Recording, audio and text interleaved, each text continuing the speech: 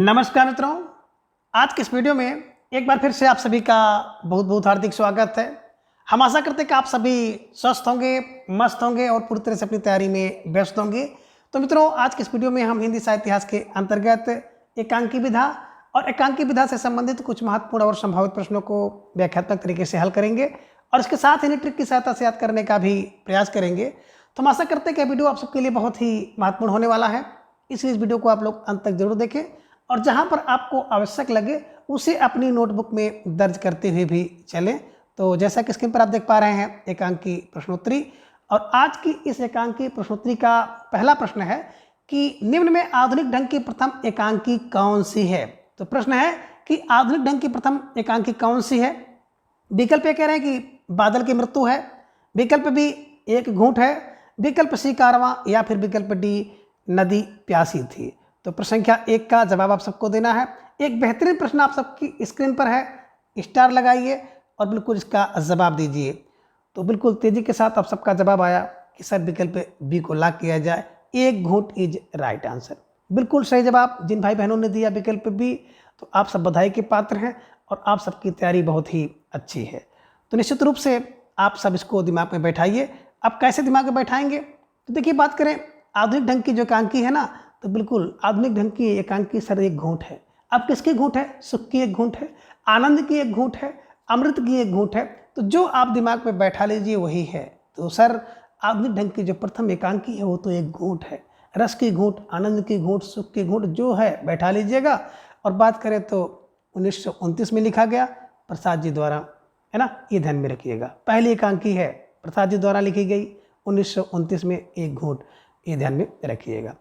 बात करें बादल की मृत्यु, तो मैंने आपको बताया था कि बादल की मृत्यु जो है पश्चिम में जाके हो जाती है, यानी कि बादल जब उठता है तो पश्चिम में जाके कट जाता है, छट जाता है। तो यानी कि पश्चिमी नाट्य रंगमंच के आधार पर जो है हिंदी की पहली एकांकी बादल की मृत्यु को स्वीकार किया जाता है।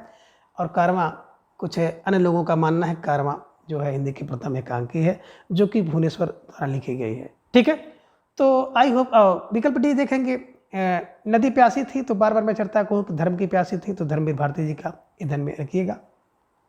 तो आई होप कि आप लोग इसका जो उत्तर है विकल्प बी एक घूंट इज राइट आंसर। प्रश्न संख्या 2 है कि डॉक्टर सत्येंद्र के अनुसार हिंदी के प्रथम एकांकीकार कौन है ना, यानी कि डॉक्टर सत्येंद्र जी के अनुसार हिंदी के प्रथम एकांकीकार कौन है। विकल्प ए कह रहे हैं कि राम कुमार वर्मा है, विकल्प बी भारतेंद्र हरिश्चंद है, विकल्प सी जयशंकर प्रसाद द्विवेदी हैं, या फिर विकल्प डी भुवनेश्वर हैं। तो प्रश्न संख्या 2 का जवाब आपको देना है कि डॉक्टर सत्येंद्र के अनुसार हिंदी का प्रथम एकांकीकार कौन है। सोचिए, समझिए, विचार कीजिए, इसके बाद जवाब दीजिए। तो धीरे धीरे आप सबका जवाब भी आ गया कि सर विकल्प बी को लॉक किया जाए, Bharatendra Harishchand is right answer. तो बिल्कुल सही जवाब, सुंदर तैयारी, बेहतरीन नमूना आप सबका। तो अब कैसे दिमाग में बैठाएंगे, देखिए, बात करें सत्य, यहाँ पे देखिए सत्य और हरिश्चंद्र, है ना। आप जब भी हरिश्चंद्र की बात आती है तो आप कहते हैं सत्य हरिश्चंद्र न बनो, है ना, बहुत बड़ा सत्य हरिश्चंद्र हो, तो सत्य को हरिश्चंद्र से जोड़ना है। कि सत्येंद्र जी ने हरिश्चंद्र जी को क्या माना, हिंदी का प्रथम एकांकीकार माना है। तो हरिश्चंद्र की बात आते ही भारतेंद्र हरिश्चंद्र आपके दिमाग में बैठना चाहिए। और अगर कुछ भी ना आपके दिमाग में आए तो बस यही दिमाग में बैठ लीजिएगा कि सत्य तो भारत में है, सत्य तो भारत में है, बिल्कुल सत्य तो भारत में है। और आप ये भी कहते हैं कि सत्यमेव जयते, तो सत्यमेव जयते भारत में। तो सत्य फार सत्येंद्र और भारत फार भारतेंद्र हरिश्चंद्र को बैठाइएगा और इसे दिमाग में बिल्कुल हमेशा के लिए रख लीजिएगा कि बिल्कुल डॉक्टर सत्येंद्र जी ने, है ना, हिंदी का प्रथम एकांकीकार भारतेंद्र को मारा, क्योंकि सत्य हरिश्चंद्र ये ध्यान में रखिएगा। विकल्प में आप देख पा रहे हैं कि राम कुमार वर्मा जी की बात करें तो राम कुमार वर्मा जी को हिंदी का प्रथम एकांकीकार रामनाथ सुमन जी ने माना है। और विकल्प सी में आप देख रहे हैं जयशंकर प्रसाद। तो जयशंकर प्रसाद जी की बात अगर हम लोग करें तो जयशंकर प्रसाद जी को ढेर सारे विद्वानों ने हिंदी का प्रथम एकांकीकार माना है, जिनमें डॉक्टर नागेंद्र जी हैं, सोमनाथ और अगेय जी हैं। तो आप दिमाग में बैठा लीजिएगा कि असोन हैं, कौन है, बोले असोन लोग हैं, जो कि बिल्कुल प्रसाद जी को क्या मानते हैं, हिंदी का प्रथम एकांकीकार मानते हैं। आ फार अगे, सो फार बिल्कुल सोमनाथ, और ना फार नागेंद्र। तो असोन है, ध्यान में रखिएगा, ठीक है ना, बिल्कुल इसे ध्यान में रखिएगा और एकदम बिल्कुल क्लू की सहायता से बैठा लीजिएगा, ठीक है। चलिए आगे प्रश्न संख्या 3 है कि निम्न में से कौन सी एकांकी राम कुमार वर्मा की नहीं है। अब विकल्प कह रहे हैं कि रेशमी टाई नहीं है, विकल्प बी कौमुदी महोत्सव नहीं है, विकल्प सी दीपदान या फिर विकल्प डी लक्ष्मी का स्वागत। तो प्रश्न संख्या 3 एक बेहतरीन प्रश्न है, आप सबके स्क्रीन पर जवाब के रूप में आपके पास है 4 विकल्प। सोचिए, समझिए, विचार कीजिए, इसके बाद जवाब दीजिए। तो धीरे धीरे आप सबका जवाब भी आगे अक्सर विकल्प डी को लॉक किया जाए, है ना। लक्ष्मी का स्वागत बिल्कुल रामकुमार वर्मा नहीं करते हैं, बल्कि लक्ष्मी का स्वागत की बात करते हैं ना तो उपेंद्र नाथ अस्क करते हैं। तो जिसके पास अस्क होता है, दुख होता है ना, जो दिन रुक है ना, वही लक्ष्मी का स्वागत करता है। यानी कि लक्ष्मी के महत्व को वही समझता है जो बिल्कुल अस्क दुख को झेलता है ना। कभी कभी देखते होंगे कि एक दो रुपया भी बहुत भारी हो जाता है, तो बस अस्क लक्ष्मी का स्वागत कौन करता है? जो अस्क बहाता है। तो ask for Upendra Nath ask को ध्यान में रख दिएगा, ठीक है, और इसे ठीक कर लीजिएगा। तो बात करें रेशमी टाई, तो भैया राम के कुमार जो है ना बड़े स्टाइलिश हैं, इसलिए रेशमी टाई लगाते हैं। तो रेशमी टाई राम के कुमार, तो राम कुमार वर्मा। और कौमुदी महोत्सव बिल्कुल राम के कुमार, ये ध्यान में रखिएगा। और दीपदान बिल्कुल राम के कुमार। तो बस एक क्लू बनाइएगा कि रेशमी टाई लगा करके कौमुदी महोत्सव में राम के कुमार ने दीपदान किया। ये ध्यान में रखिएगा कि रेशमी टाई लगा करके राम के कुमार यानी राम कुमार वर्मा के हैं, कौमुदी महोत्सव में जा करके दीपदान करते हैं। तो दीपदान राम कुमार, कौमुदी महोत्सव राम कुमार वर्मा और रेशमी टाई राम कुमार वर्मा जी की है। तो ध्यान में रखिएगा कि जो आपने देखा कि 3 रचनाएं, तीनों की तीनों बिल्कुल राम कुमार वर्मा जी की है। और विकल्प डी लक्ष्मी का स्वागत अस्क वाला व्यक्ति करता है। तो ask for Upendra Nath ask को ध्यान में रखिएगा, ठीक है। चलिए, प्रश्न संख्या 4 है कि हंगर स्ट्राइक किसकी कहानी एकांकी है? तो हंगर स्ट्राइक किसकी एकांकी है? विकल्प ए कह रहे हैं कि सेठ गोविंद दास का, विकल्प बी जगदीश चंद्र माथुर का, विकल्प सी भगवती चरण वर्मा या फिर विकल्प डी भुवनेश्वर का। तो प्रश्न संख्या 4 का जवाब आप सबको देना है। बेहतरीन प्रश्न है आप सबकी स्क्रीन पर और सुंदर सा जवाब आप सबका आ गया कि सर विकल्प ए को लॉक किया जाए, सेठ Govind Das is right answer. तो निश्चित रूप से जिन भाई बहनों का जवाब विकल्प ए बेहतरीन जवाब है, सुंदर तैयारी है और आप सबको ढेर सारी हार्दिक शुभकामनाएं। मित्रों, कैसे दिमाग में बैठाया जाए? तो देखिए, हंगर माने होता है भूखे लोग स्ट्राइक करते हैं, संघर्ष करते हैं। किसके खिलाफ? बोले सर सेठ के खिलाफ। तो यही सेठ है जो मिल के मालिक हैं, मजदूर मिल के मालिक हैं, कारखानों के मालिक हैं। तो मजदूर जब हंगर होंगे, भूखे होंगे, तो भूखे जो होंगे ना मजदूर, वो क्या करेंगे? स्ट्राइक करेंगे। बस यही क्लू बनाइएगा और बिल्कुल दिमाग में हमेशा के लिए छाप लीजिएगा कि हंगर मतलब भूखे मजदूर स्ट्राइक करते हैं। किसके लिए? किसके खिलाफ? बोले सेठ के खिलाफ, मालिक के खिलाफ। ये ध्यान में रखिएगा। तो सेठ फॉर सेठ गोविंद दास, है ना। जब भी मैं सेठ का चर्चा करूंगा तो आपके दिमाग में आना चाहिए सेठ वही सेठ, कौन? सेठ गोविंद दास, ठीक है। तो निश्चित रूप से हंगर स्ट्राइक करेंगे, सेठ के खिलाफ करेंगे। तो हंगर स्ट्राइक सेठ गोविंद दास जी का है और एक केवल स्ट्राइक है भुवनेश्वर जी का रचना है, ध्यान में रखिएगा, ठीक है। चलिए, प्रश्न संख्या 5 है कि पन्नाधाय किसकी एकांकी है? अब विकल्प ये कह रहे हैं कि धर्मवीर भारती की एकांकी है, विकल्प बी जैनेन्द्र की, विकल्प सी चतुर्सेन शास्त्री की या फिर विकल्प डी सुदर्शन शर्मा की। तो प्रश्न संख्या 5 का जवाब आप सबको देना है।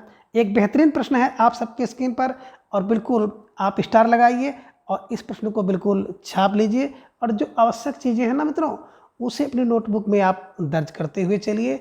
और ढेर सारे भाई बहन तो बहुत दिन से तैयारी कर रहे हैं, जिनकी तैयारी बहुत ही मजबूत है, तो उन्हें तो कुछ नोट करने की ज़रूरत नहीं है, बस केवल अभ्यास करते चलें।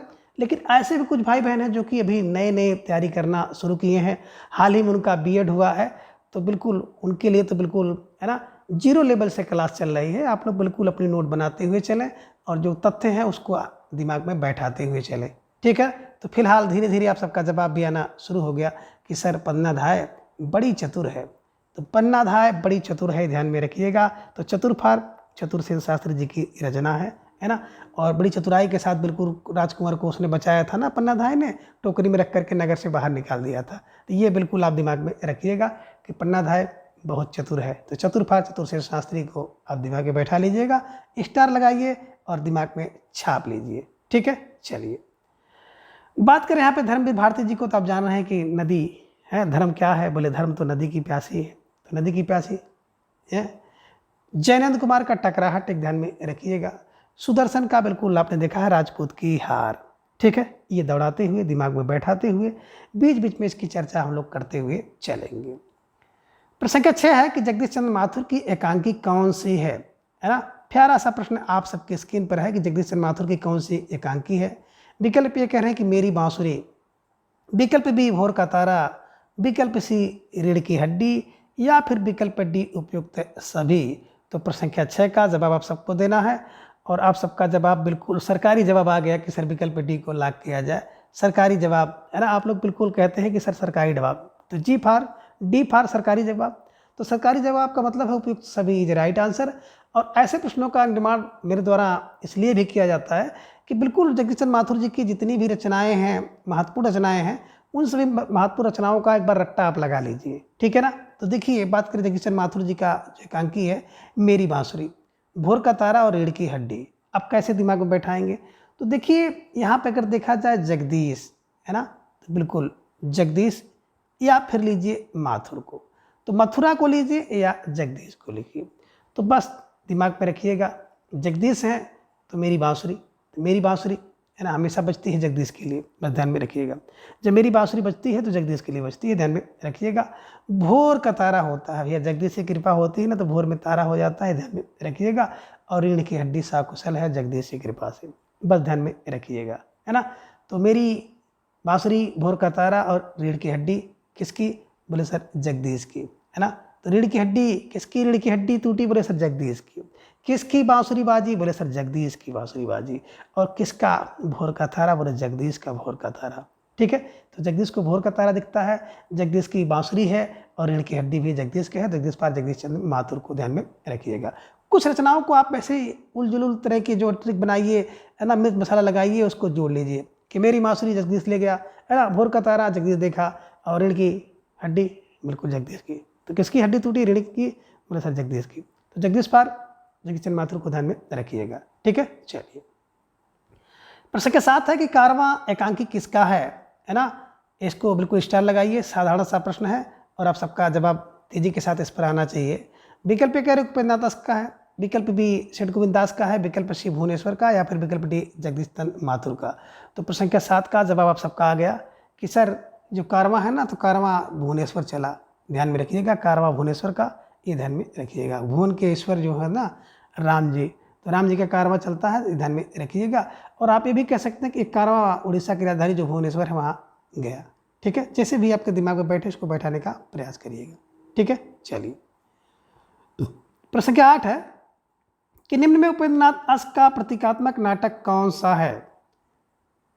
विकल्प ए कह रहे कि पर्दा उठाओ, विकल्प बी पर्दा गिराओ, विकल्प सी है कैसा सांप कैसी आया, या फिर विकल्प डी आपस का समझौता। तो प्रश्न संख्या 8 का जवाब आप सबको देना है। एक बेहतरीन प्रश्न है आप सबकी स्क्रीन पर और बिल्कुल आप सबसे है ना बिल्कुल उम्मीद है कि आप लोग इसका सही जवाब देंगे। और धीरे धीरे आप सबका जवाब भी आ गया कि सर विकल्प डी को लॉक किया जाए, आपस का समझौता इज ए राइट आंसर, है ना। देखिए बात अगर हम लोग करें ना तो अश्क जब गिरने लगता है, देखेंगे दो पक्षों में जब खूब मारपीट होती है तो बाद में आंसू आती है।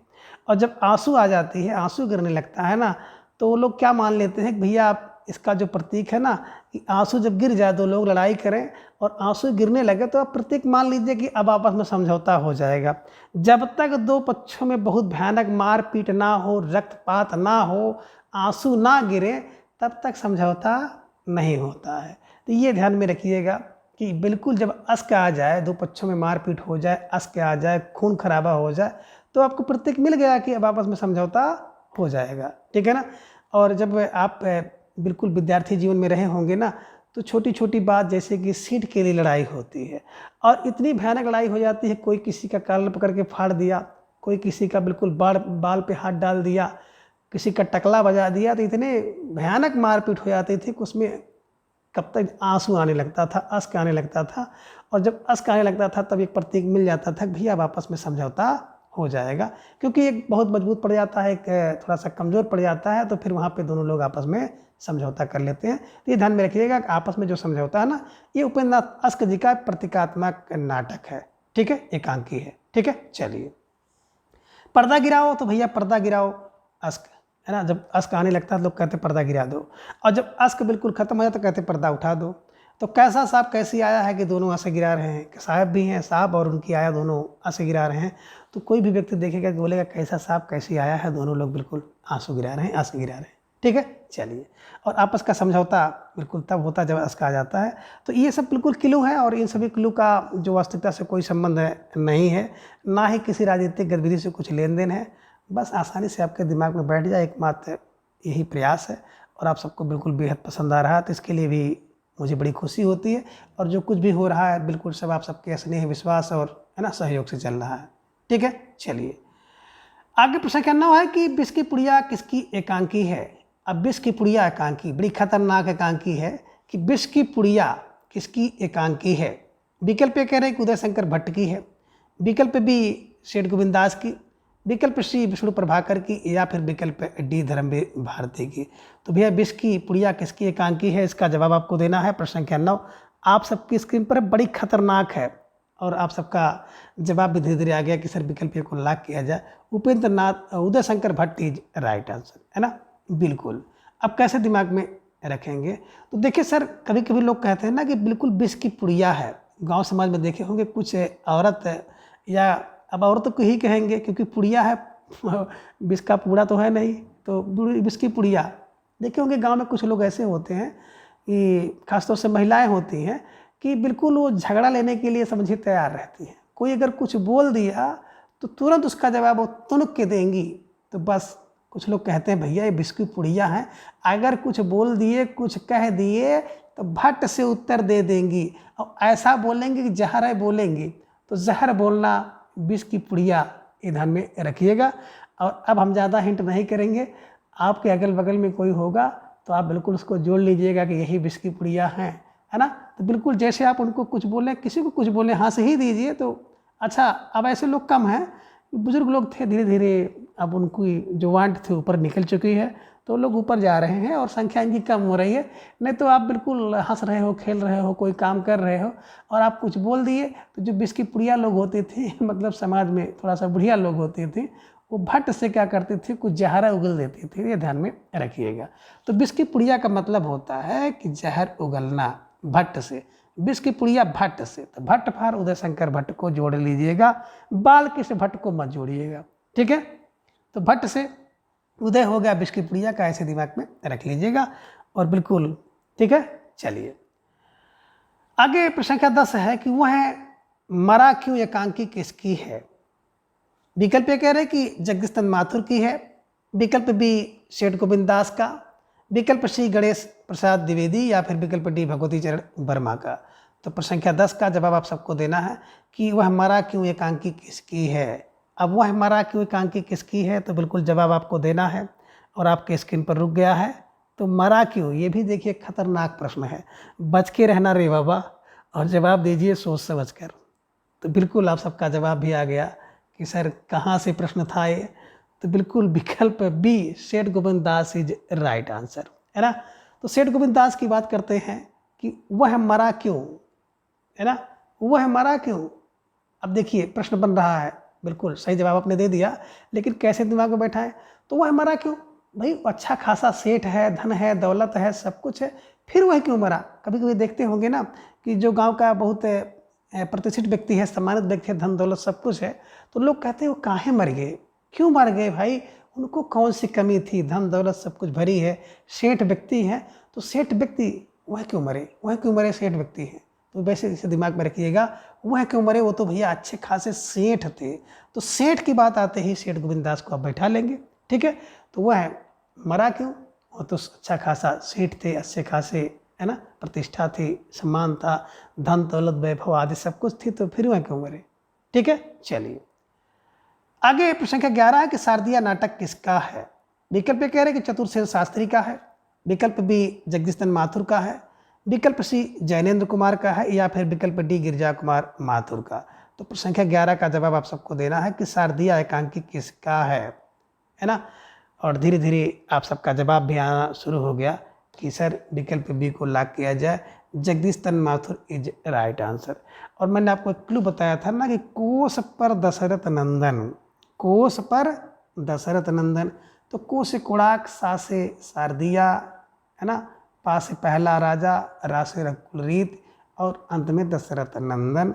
किसका, बोले जगदीश चंद्र माथुर के ये नाटक हैं, ठीक है। चलिए तो फिलहाल शारदिया के बारे में आप लोग जान गए कि शारदिया क्या है, बोले शारदिया जगदीश चंद्र माथुर। ठीक है, चलिए प्रश्न संख्या 12 है और बहुत बेहतर प्रश्न है कि ताजमहल के आंसू एकांकी किसकी है। विकल्प ए कह रहे हैं कि राम कुमार वर्मा की है, विकल्प बी डॉक्टर सत्येंद्र की है, विकल्प सी लक्ष्मीनारायण लाल की है, या फिर विकल्प डी सुदर्शन की है। तो प्रश्न संख्या 12 का जवाब आप सबको देना है। एक बेहतरीन प्रश्न है और आप सबका उतना ही सुंदर जवाब आ गया कि सर विकल्प सी को लॉक किया जाए, Lakshmi Narayan Lal is right answer, है ना। ये ध्यान में रखिएगा। अब इसे कैसे दिमाग में बैठाएंगे, देखिए बात करें अगर ताजमहल में, तो ताजमहल में अगर आप जाओगे ना, ताजमहल की इतनी खूबसूरती को देखोगे तो आपके दिमाग में आएगा कि बिल्कुल एक प्रेमी ने अपनी प्रेमिका के लिए बनवाया था।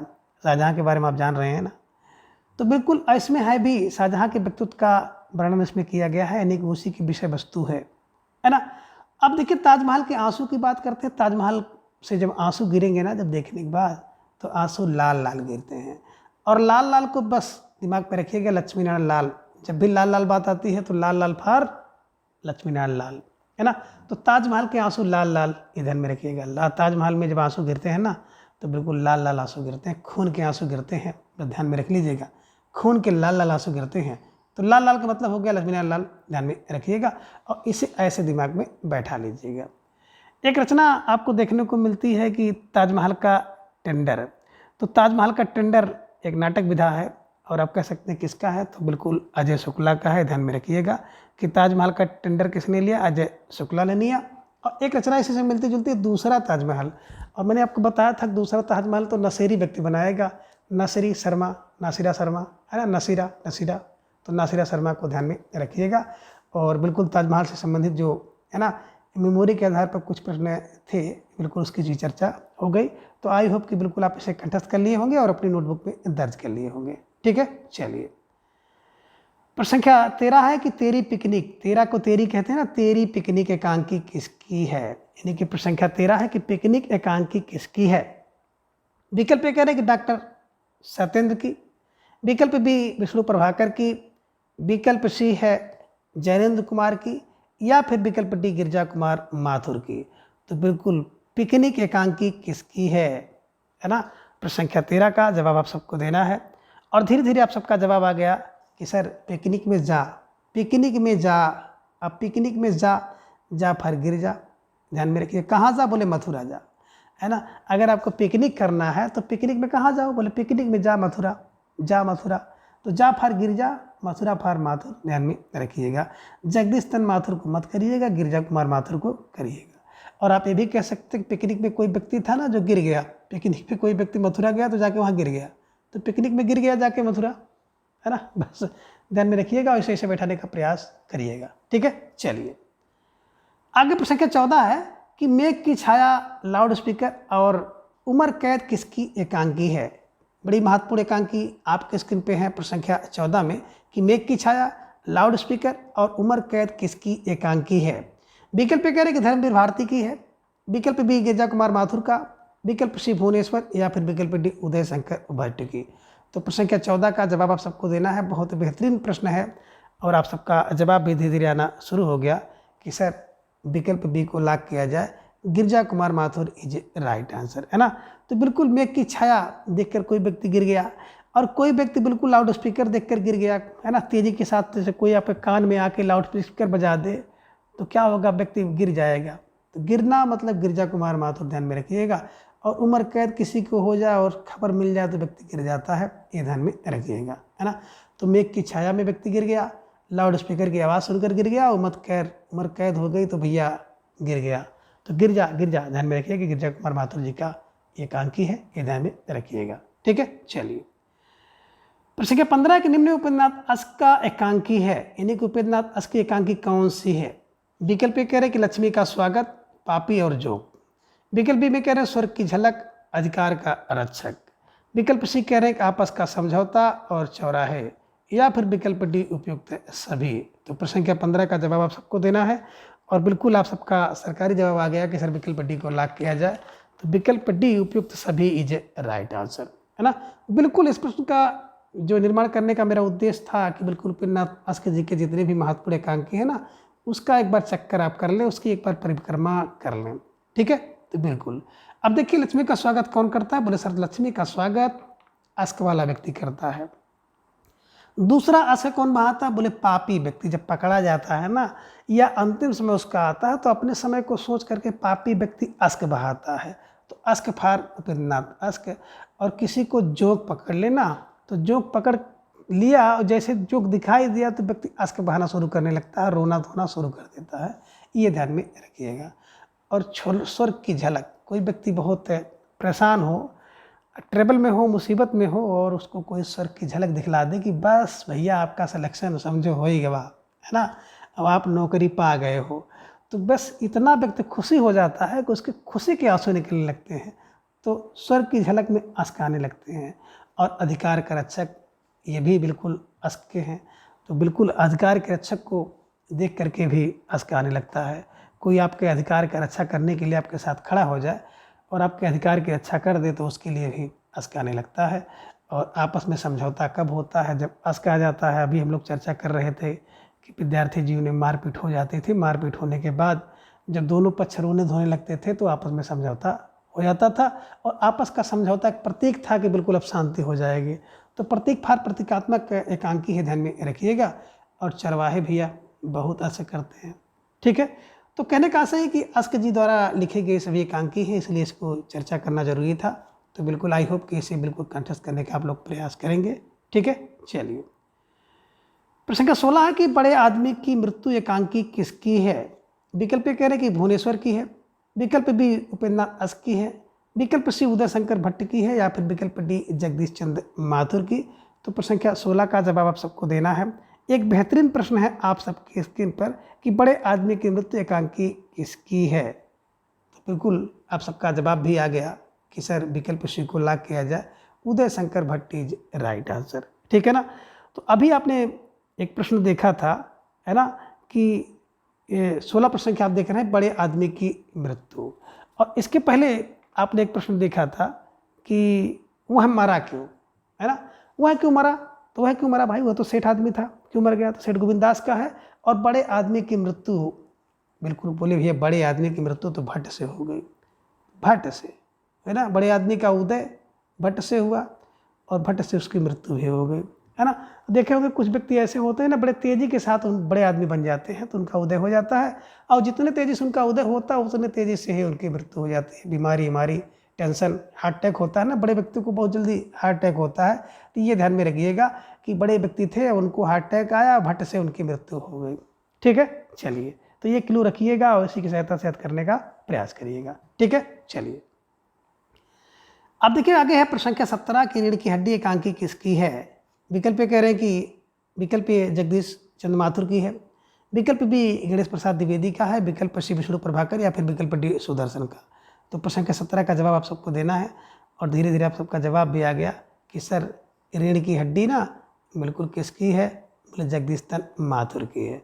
तो रीढ़ की हड्डी जगदीश चंद्र माथुर की है, ये ध्यान में रखिएगा।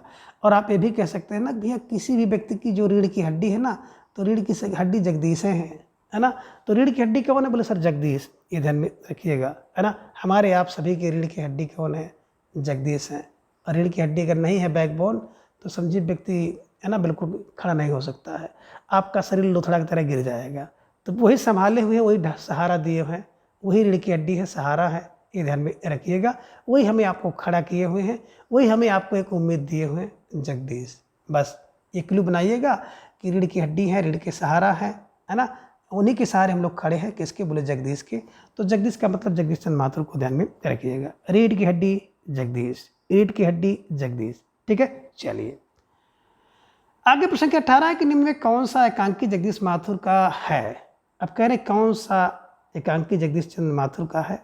अब विकल्प ये कह रहे हैं कि मेरी बांसुरी और भोर का तारा, विकल्प बी है कलिंग विजय और खिड़की राह, विकल्प सी कबूतर खाना और भाषण, या फिर विकल्प डी उपयुक्त सभी। तो निश्चित रूप से आप सबका जवाब आ गया कि सर विकल्प डी सरकारी जवाब को लॉक किया जाए, है ना। तो निश्चित रूप से जिन भाई बहनों का जवाब विकल्प डी था, बहुत बेहतरीन जवाब था, और बिल्कुल सरकारी उत्तर में तो आप सभी लोग बिल्कुल महारत हासिल किए हो, है ना। कुछ बताना नहीं पड़ता है, क्योंकि आप पहले से जान रहे हो कि सर इस प्रश्न का निर्माण तो चक्कर लगाने के लिए किए होंगे, परिक्रमा कराने के लिए किए होंगे, और बिल्कुल सही समझ रहे हो, तो निश्चित रूप से आप लोग अपनी अपनी पीठ ठोक लीजिए कि वाह, बी है बिल्डन। ठीक है, तो चलिए अब यहाँ पे क्या हो गया कि जगदीश की बात करते हैं। तो बिल्कुल मेरी बांसुरी बिल्कुल जगदीश, अभी आपने देखा था जगदीश के लिए बजती है। भोर में तारा जगदीश के लिए। कलिंग विजय बिल्कुल जगदीश का नाम लेके कलिंग विजय कर लीजिए। खिड़की राह बिल्कुल जगदीश का इंतजार है। कबूतर खाना में जगदीश और भाषण जगदीश। तो जगदीश फार जगदीशन माथुर को दिमाग में बैठा लीजिएगा और ये बड़ी महत्वपूर्ण रचनाएं हैं, इनको तो बिल्कुल आप कंठस्थ कर ही लीजिएगा, स्टार लगाइए, नोटबुक में दर्ज भी करिए। ठीक है, चलिए आगे प्रश्न संख्या 19 है कि तांगे वाला एकांकी किसकी है। अब देखिए प्यारा सा प्रश्न है आप सबकी स्क्रीन पर कि तांगे वाला एकांकी किसकी है। विकल्प कह रहे कि चंद्रगुप्त विद्यालंकार का है, विकल्प बी विष्णु प्रभाकर का, विकल्प सी चतुर्सेन शास्त्री या फिर विकल्प डी लक्ष्मी नारायण लाल का। तो प्रश्न संख्या 19 का जवाब आप सबको देना है। एक बेहतरीन प्रश्न है आप सबकी स्क्रीन पर और धीरे धीरे आप सबका जवाब भी आ गया कि सर तांबे वाला एकांकी जो है ना, विकल्प ये चंद्रगुप्त विद्या अलंकार इज राइट आंसर। तो निश्चित रूप से जिन भाई बहनों का जवाब विकल्प ये था सही जवाब, और आप सबको ढेर ढेर ढेर सारी हार्दिक शुभकामना, है ना। तो बिल्कुल आप कैसे दिमाग में रखेंगे, देखिए तांबा वाला जो होता है ना, तांगे वाला, तो तांगे वाला बड़ा है ना गुप्त विद्या के अलंकार से युक्त होता है। क्योंकि देखे होंगे कभी कभी जो तांगे वाले होते हैं ना, बड़े गुणी होते हैं, बड़े कुशल होते हैं। तो बस तांगे वाला चंद्रगुप्त है विद्या अलंकार, उसके अंदर गुप्त विद्या अलंकार, ये ध्यान में रखिएगा, चंद्रगुप्त विद्या अलंकार। ठीक है, चलिए आगे प्रश्न संख्या 20 है कि निम्न में से कौन सी एकांकी एवं एकांकीकार असंगत हैं। विकल्प कह रहे कि भेड़िए एकांकी और इसके रचनाकार हैं, एकांकीकार हैं चंद्रगुप्त विद्या अलंकार। विकल्प बी मैं और केवल मैं भगवती चरण वर्मा का। विकल्प सी है ऊंचा पर्वत गहरा सागर चतुर्सेन शास्त्री का, या फिर विकल्प डी टकराहट जैनेन्द्र कुमार का। तो कह रहे कि इनमें से कौन सी एकांकी और एकांकीकार असंगत हैं, उसी को आपको जवाब के रूप में चयन करना है। तो निश्चित रूप से ढेर सारे भाई बहनों का जवाब भी आ गया कि सर विकल्प सी को लॉक किया जाए, है ना। ऊंचा पर्वत गहरा सागर चतुर्सेन शास्त्री का नहीं है, बल्कि आप बार बार मैं बताता हूँ आप सबको कि ऊंचा पर्वत गहरा सागर विष्णु प्रभाकर इन्हीं विष्णु प्रभाकर द्वारा लिखा गया है, ध्यान में रखिएगा। भेड़िए की बात करते हैं तो भेड़िए गुप्त हो गए हैं, इस समय दिखाई नहीं दे रहे हैं। तो गुप्त फार चंद्रगुप्त विद्या अलंकार, मैं और केवल मैं भगवती के चरण में, ऊंचा पर्वत गहरा सागर विष्णु प्रभाकर का, और टकराहट जैनेन्द्र का। तो फिलहाल संख्या 20 का जवाब विकल्प सी इज राइट आंसर। आगे प्रश्न संख्या 21 है कि कुणाल किसकी एकांकी है। अब विकल्प कह रहे कि डॉक्टर सत्येंद्र की है, विकल्प धर्मवीर भारती का है, विकल्प सी सुदर्शन, या फिर विकल्प डी विष्णु प्रभाकर। तो प्रश्न संख्या 21 का जवाब आप सबको देना है। एक बेहतरीन प्रश्न है आप सबकी स्क्रीन पर और धीरे धीरे आप सबका जवाब भी आ गया कि सर कुणाल जो है ना बिल्कुल सत्य है। तो सत्य for doctor Satyendra is right answer. ठीक है ना, तो कुणाल तो सत्य है, सत्य फार सत्येंद्र का ध्यान में रखिएगा। प्रश्न संख्या 22 है कि किस विकल्प में सही मिलान है। अब विकल्प यहाँ पे देखेंगे, एक तथ्य है कौमुदी महोत्सव जगदीश माथुर का। विकल्प बी में आप देखेंगे, बी में लक्ष्मी का स्वागत उदय शंकर भट्ट, नए मेहमान और उपेंद्र रस्क, रीढ़ की हड्डी राम कुमार वर्मा।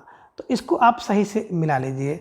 और आप सबसे पहले क्या करेंगे, इस तरह के जब प्रश्न आपको बिल्कुल पेपर में दिखे तो सबसे पहले आप इनका एक रफ प्रतीर की तरह से इसको मिलाने का प्रयास करिएगा।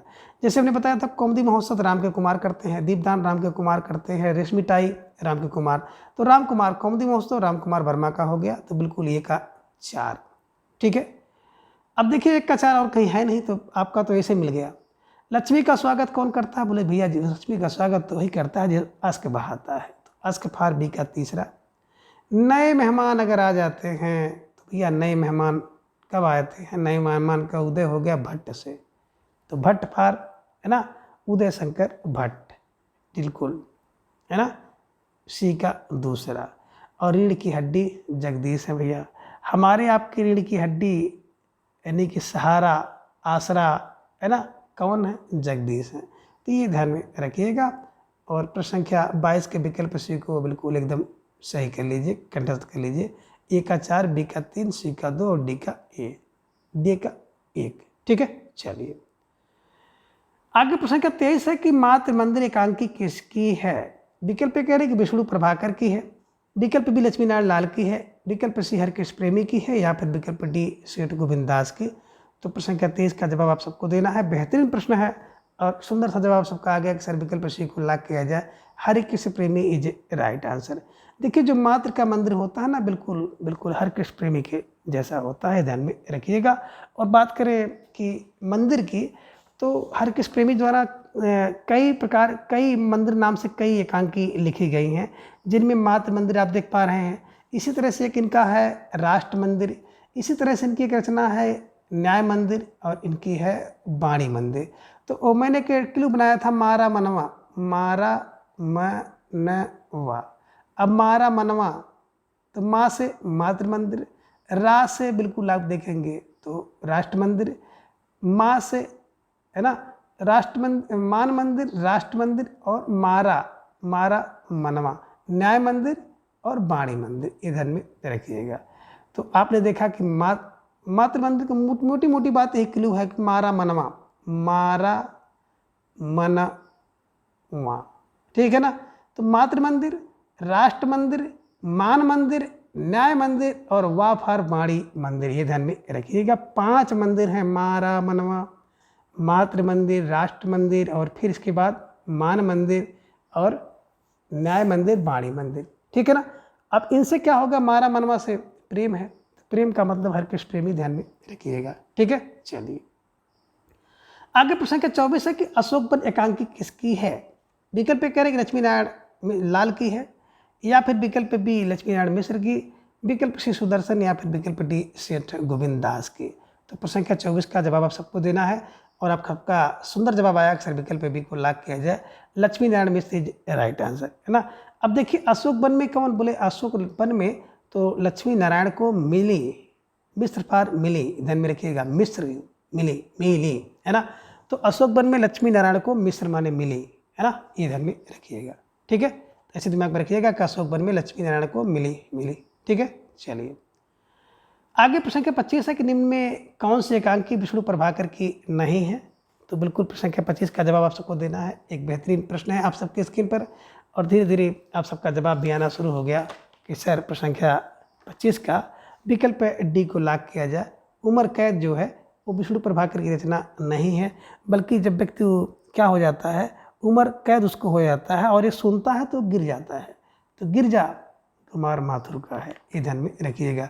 जैसे व्यक्ति को सुनाई देता है भैया तुमको तो उम्र कैद हो गई है, अब उम्र कैद की खबर पाते हुए व्यक्ति क्या करता है, गिर जाता है, तो गिरजा फार गिरजा कुमार माथुर का है, ध्यान में रखिएगा।